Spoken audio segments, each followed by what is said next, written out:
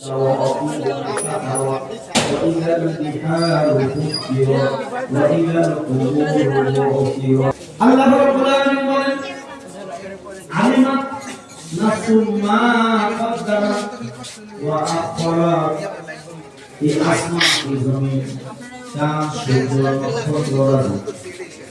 তুমি কি জমা করছো যে আগে পড়াইছো কি পরে পড়াইছো যা আমল করছো সব তোমার আমলনামায় লেখা হয়ে গেছে। আল্লাহ বলতেছে আপনাকে যদি 10 মণ স্বর্ণ দেওয়া হয় এই স্বর্ণ আপনার কাছে 2 পয়সার মূল্য আপনার লেখাই করতেছে এখন এইটাও আমলনামায় পাইবেন। আপনি যদি যারা থেকে যারা পরিমাণ নেক আমল করে থাকেন এইটাও কিয়ামতের ময়দানে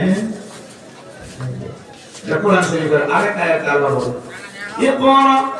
কিতাবাকা কাফা বি আল্লাহ বলেন লা রাইবা ফি আয়ালা